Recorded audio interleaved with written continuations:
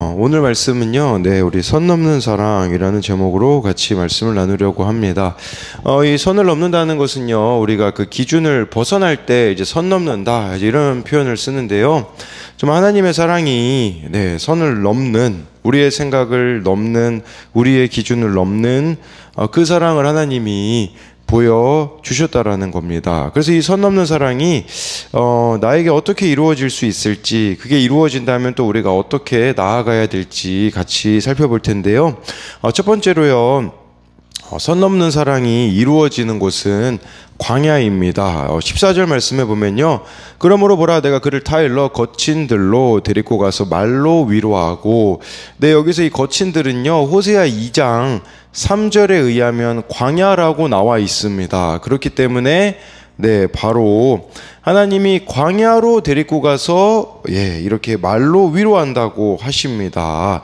이 광야는 어떤 곳입니까?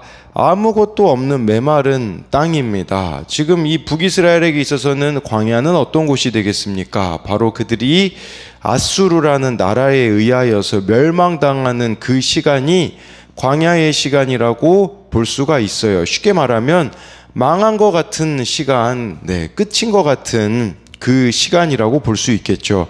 그러니까 광야는 아무것도 없는 메마른 땅인데요. 아무것도 없다라는 것은 동시에 하나님 한 분 외에는 다른 어떤 것도 의지할 수 없는 땅이자 시간이 바로 거친들이라고 할 수가 있습니다. 왜 하나님은 이렇게 우리들의 인생 가운데 또 북이스라엘 가운데 광야를 허락하실까요? 그 이유는요, 16절 17절에 보면 나와 있습니다. 여호와께서 이르시되 그날에 내가 나를 남편이라 일컫고 다시는 내 바알이라 일컫지 아니하리라. 내가 바알들의 이름을 그의 입에서 제거하며 다시는 그의 이름을 기억하여 부른 일이 없게 하리라. 이게 광야의 목적이에요. 광야의 시간을 통해서 하나님이요, 우리의 남편이 되기를 원하신대요. 다시는 내 바알이라 일컫지 아니하리라. 지금 북이스라엘 백성들에게는 바알이라는 이 우상이 남편이 되어져 있거든요. 그래서 17절에 이 바알들의 이름을 입에서 제거해 버리겠다고, 광야의 시간을 지나야지만 이들의 이름이 제거되어지는 것이라고 볼 수 있겠죠. 그러니까요, 이 바알이라는 그 단어가요, 원어로 보면 무슨 뜻이냐? 주인이라는 뜻이에요. 주인. 여러분들이 주인 삼은 것들이 광야를 거쳐야지만 제거된다라는 것이에요. 그래서 정말 이렇게 이스라엘 백성도 바알 우상이 포로로 잡혀가고 그런 시간들을 겪을 때 우상 숭배가 끊어지게 되거든요. 이렇게 황폐해져 버린 광야의 시간은 나의 우상들이 끊어져 버리는 시간들이라는 사실입니다. 우리에게는 죽음과 같은 시간으로 여겨질 수 있어요. 그런데 그것은 죽음의 순간으로 끝나는 것이 아니라 하나님을 내 남편으로 부르게 되어지는 그런 순간이 된다라는 거죠. 저에게도 이 광야의 시간이 필리핀 유학했던 대학교 1학년이라는 생각이 들더라고요. 정말 아무도 의지할 수 없고 원하는 대학에 들어갔으나 그 원하는 대학에 들어간 게 저에게 아무런 소망을 가져다 주지 못하였던 그런 시간이 있었습니다. 그때 제가 깨달은 게 뭐냐면요, 세상 그 어떤 것도 저를 위로할 수 없다는 사실이에요. 여러분, 이걸 기억하셔야 돼요. 14절에 하나님만이 광야에서 위로해 주실 수도 있다고 하시잖아요. 저는 제가 원하는 대학 들어가면 위로받을 줄 알았지만 정작 죽고 싶은 마음밖에 없었다라는 거죠. 세상 소망이 다 부질없는 것임을 깨닫게 되었다라는 것이에요. 광야의 시간은요, 그 자체로 끝나지 않습니다. 우리에게 새로운 소망의 문이 열린다고 15절 말씀에 보면 말씀해 주고 있어요. 거기서 비로소 그의 포도원을 그에게 주고 아골골짜기로 소망의 문을 삼아 주리니 그가 거기서 응대하기를 어렸을 때와 애굽 땅에서 올라오던 날과 같이 하리라. 광야를 기억해 보라라는 거죠.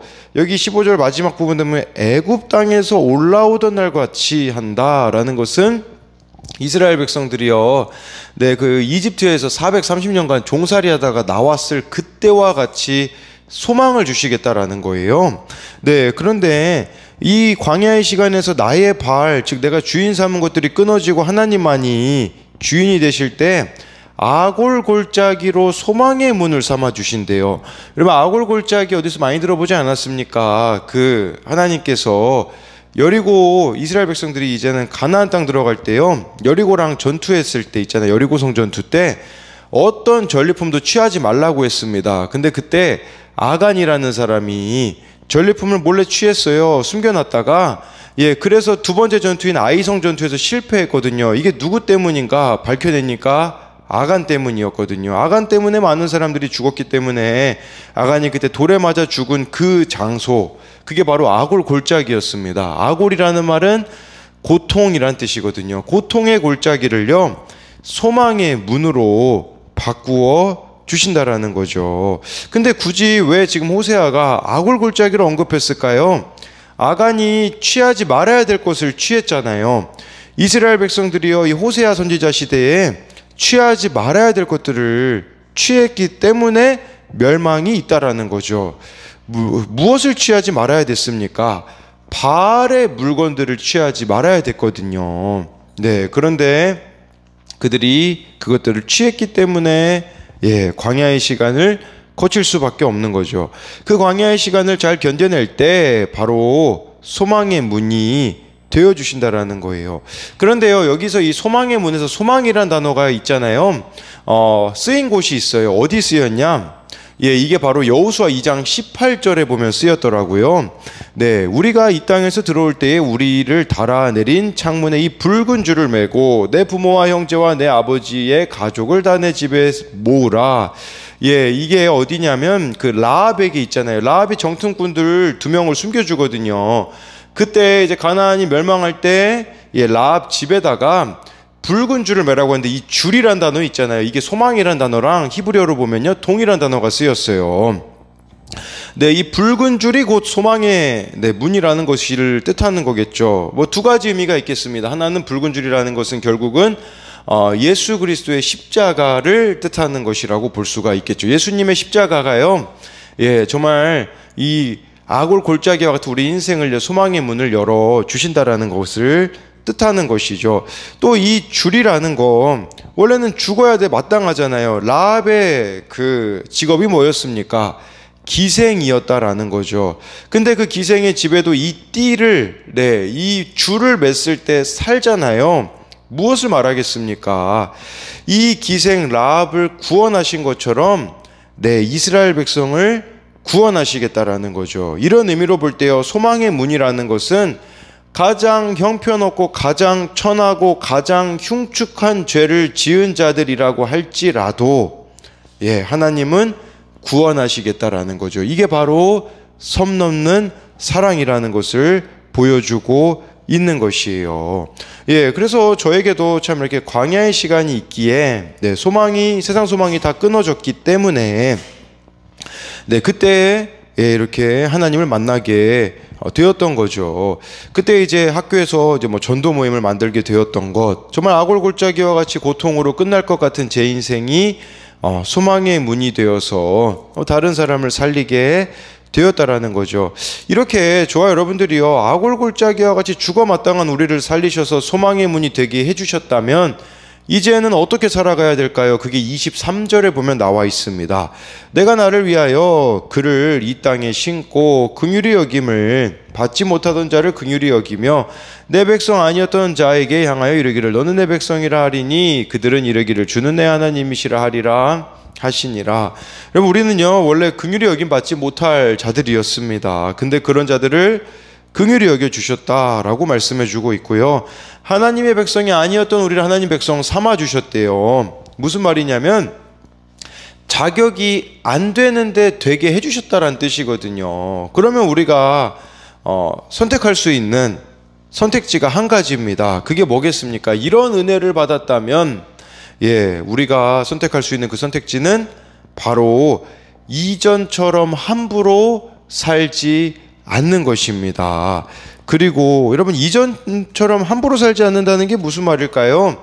죄와 싸우는 삶을 산다라는 뜻입니다. 정말 저와 여러분들이 그 은혜로 구원받았다면 어떻게 우리가 이전과 같이 살 수 있겠습니까? 그래서 이것에 대한 적용 질문은요, 인생 가운데 내가 의지하던 세상 것들이 끊어지게 된 광야의 시간이 있습니까? 네, 정말 이 북이스라엘 같은 경우는 네, 이렇게 멸망의 순간이겠죠. 그 광야의 시간으로 인하여서 바알들이 끊어지는 시간들처럼 우리에게도 내가 정말 주인 삼은 것들이 끊어지게 된 광야의 시간이 언제였는지를 묻고 있습니다. 광야의 시간을 통해서 아골골짜기와 같은 고통을 소망의 문으로 바꿔주신 사건이 있습니까? 정말 이 광야의 시간을 통해서 네, 이렇게 아골골짜기가 소망의 문이 된 경험이 있냐라는 거죠. 세 번째는요, 나의 생각으로 이 사람은 구원받지 못한다고 단정 짓고 있는 사람이 있습니까? 그 소망이 아까 그 붉은 줄에 줄이라는 단어랑 동일한 단어라고 했잖아요.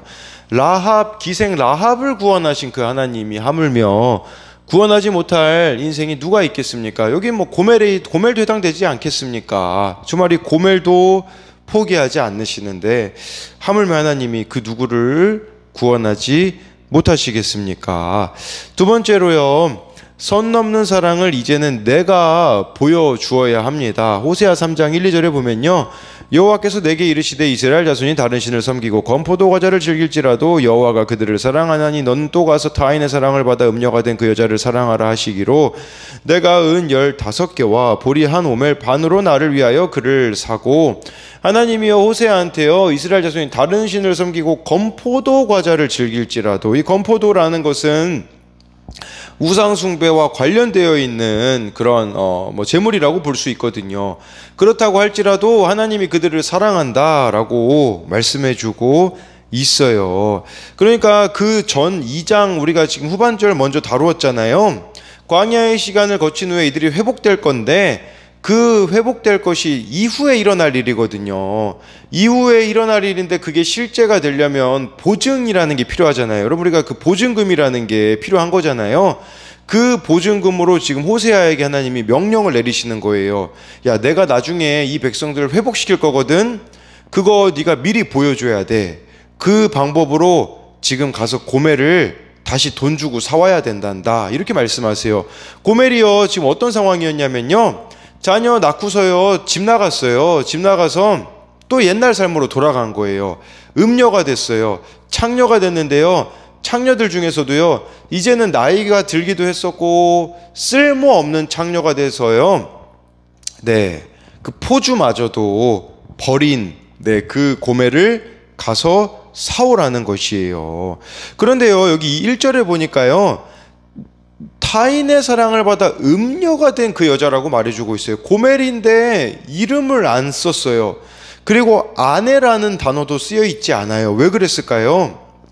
예, 고멜은요, 더 이상 호세아의 아내로 취급받을 수 없는 상황이었기 때문에 이름도 안 나와 있어요. 이처럼 고멜은 그렇게 호세아의 사랑을 입었음에도 불구하고 집을 나갔거든요. 세월이 지나 창녀로도 이용 가치가 없는 여자가 되어버렸어요. 아무 쓸모없이 버려진 그녀를 값을 지불하고 사오라고 하십니다. 여러분, 호세아가 얼마나 이 자존심이 상했겠습니까? 참 너무 수치스러웠을 것 같습니다. 저는요, 근데 2절 말씀이 참 은혜가 되더라고요. 그래서 호세아가요, 토달았다는 내용이 하나도 안 나옵니다. 그냥 바로 가서요, 은 15개랑, 은 15개가 어느 정도 되는지 찾아보니까요, 은 5개에서 한 15개잖아요. 은 5개 정도가 노동자, 한 1년 수입 정도가 되었다고 하더라고요. 그러면 은 15이라면 노동자 한 2년에서 3년 정도 봉급에 해당하는 큰 돈입니다. 근데요, 좀 이상한 게 있어요. 뭐냐면요, 보리 한 오멜 반, 이거는 약 330리터거든요. 그냥 이 돈만 가지고 간 게 아니라 곡식까지 호세아가 가지고 갔어요. 왜 그랬을까요? 추정해 볼 수 있는 게 있어요. 집에 있는 거를 돈 될 만한 걸 다 팔기 시작한 거예요, 호세아가. 근데 은 15개밖에 안 나왔는데 이걸로는 왠지 고멜을 못 살 것 같은 거예요. 그러니까 집에 있는 그 곡식, 자기 먹을 것까지 그냥 다 들고 가가지고, 그러니까 자기가 최선을 다해서 모든 것을 다 팔아가지고 고멜을 사오는 모습을 보여주고 있는 것이에요. 최선을 다해서 고멜을 살리는 이 모습을 우리들에게 보여주고 있는 거죠. 뭘 말해주는 거겠습니까? 저와 여러분들이 하나님의 그 선 넘는 사랑을 경험한다면 이제는 우리는 다른 이들을 향하여서도 선 넘는 사랑을, 최선을 다하는 사랑을 보여줘야 된다라는 것이에요. 그러면서요 3절 말씀에 보면요, 그에게 이르기를 너는 많은 날 동안 나와 함께 지내고 음행하지 말며 다른 남자를 따르지 말라. 나도 내게 그리하리라 하였노라. 그 사랑에 힘입어 고멜이 집에 돌아오거든요. 그래서 많은 날 동안 나와 함께 지내자. 이제는 음행하지 말고 다른 남자 따르지 말라고 지난 삶을 정리하라고 이렇게 말해주고 있어요. 이 호세아의 사랑이요 어떻게 됐습니까? 고멜을 변화시킵니다. 그 뒤부터요 이제 호세아서에서 고멜이 안 나와요. 고멜에 대한 내용이 안 나오거든요. 뭘 뜻합니까? 이렇게 선을 넘는 사랑을 경험한 고멜이요 이제는 가정에 충실하고 호세아의 좋은 아내가 되었을 것이에요. 호세아가 끝까지 고멜을 포기하지 않는 거, 바로 하나님께서 우리를 끝까지 포기하지 않고 사랑하심을 보여주는 것이라는 겁니다. 여러분, 근데요 우리는 얼마나 내 옆에 있는 고멜들을 쉽게 포기하는지 모릅니다. 그들의 구원을 위해 조건 없이 사랑하고 섬겨야 되는데 얼마나 손익을 따지는지 모릅니다. 내 옆에 고멜들이 하나님께 돌아오고 있지 않는 걸 보면요, 어찌 보면 내가 너무 선을 지키는 사랑만 하고 있는지도 모릅니다. 내가 너무 조건적으로만 사랑하고 있어서 돌아오고 있지 않을지도 모른다는 사실입니다. 저도요 청소년 청년들을 때로는 포기하고 싶은 순간들이 왜 없었겠습니까? 그 배신감이 너무 컸을 때 하나님이 저에게 늘 들려주시는 음성은 하나였거든요. 그건 뭐였었냐면, 내가 너를 어떻게 사랑했는지 기억하라. 그 이야기 들으면 뭐 핑계 댈 게 없더라고요. 하나님이 나를 어떻게 사랑하셨는지를 안다면 우리가 사랑하지 못할 인생이 누가 있겠습니까? 저는 이 말씀을 볼 때에 좀 떠오르는 인물이 있더라고요. 사도 바울이거든요. 사도 바울은요 갈라디아서 6장 17절에 이렇게 고백합니다. 이후로는 누구든지 나를 괴롭게 하지 말라. 내가 내 몸에 예수의 흔적을 지니고 있노라. 예수님의 흔적이 무슨 흔적이겠습니까? 사랑하다가 다친 흔적들이라는 거죠. 뭐 고린도 후서 같은데 보면요, 바울은요 40에 하나가마매를 5번이나 맞았습니다. 그 매를 5번 왜 맞았습니까? 복음 전하려고, 사랑하려고 맞은 거 아니겠습니까? 바울의 등짝을 보면요 상처 투성이었을 겁니다. 근데요 그 등에 상처가 난 사람들은 그 당시에 노예들이나 등에 상처가 났거든요. 정말 한 영혼이라도 더 사랑하고자 노예 취급당하면서 사랑한 그 흔적들이 바로 바울의 흔적이었다라는 거죠. 우리도 어떤 흔적이 남고 있는가를 한번 돌아봤으면 좋겠습니다. 영혼 구원을 위해서 사랑한 그 흔적들, 그게 얼마나 우리들의 삶에 새겨지고 남겨지고 있느냐라는 사실이에요. 저는요 이걸 생각해 봤을 때 우리나라에 왔던 선교사들이 떠오르더라고요. 한 사람을 이야기하자면요, 엘리자베스 셰평이라고, 서서평이라고 이제 이렇게 이름을 우리나라 이름으로 이렇게 했던 선교사님이요, 1921년도에요 네시벨 선교부에 보낸 편지에 이런 내용이 나와요. 이번 여행에서 만난 여성 500명 중 이름이 있는 사람은 10명 뿐입니다. 조선 여성들은 돼지 할머니, 큰년, 작은년으로 불립니다. 이들에게 이름을 지어주고 한글을 깨우쳐주는 것이 제게 가장 큰 기쁨 중 하나입니다 라고 해서요, 그때 그 당시에 나병 환자들, 거지들 넘쳐나가지고요, 서서평 선교사님이 집으로 데리고 와서 목욕시키고 밥을 줬거든요. 자기 옷을 나눠 입히고 선교원금을 다 가난한 사람을 위해서 썼을 때 결국 이분이 돌아가실 때 남겨진 것이 무엇이었냐면요, 54세의 영양실조로 숨을 거두셨어요.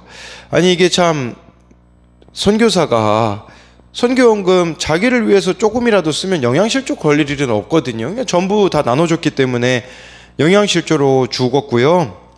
그녀가 남긴 전 재산은 2벌의 옷, 거지에게 주고 남은 담요 반장이 남았어요. 반은 잘라줘가지고요. 강냉이 가루 2홉, 현금 27전이었다고 합니다. 그녀 침대맡에 남겨진 그 유언과 같은 한마디는요, 성공이 아니라 섬김입니다라고 적혀져 있었다라는 거죠. 이렇게 선을 넘는 사랑을 그녀가 행할 수 있었던 비결이 어디 있겠습니까? 바로 하나님으로부터 선을 넘는 사랑을 받았기 때문입니다. 그 사랑을 아는 자들, 그 사랑에 잠기어 살아가는 자들은요, 이렇게 최선을 다해서 사랑한다는 사실입니다. 그래서 이것에 대한 적용 질문은요, 내가 최선을 다해 하나님의 사랑을 보여주어야 하는 사람은 누구입니까? 나의 삶에는 어떠한 예수님의 흔적, 사랑의 흔적이 남겨지고 있습니까? 라고 해서요, 끝까지 고매를 포기하지 않는 그 호세아의 사랑이 하나님 아버지의 사랑이라는 것을 우리들에게 보여주는 것이 아니겠습니까? 그리하여서 저와 여러분들도 정말 이 포기하지 않는 사랑을 함으로써 우리 주변의 고멜과 같은 자들을 하나님께로 인도해내는 저와 여러분들이 되기를 소망합니다.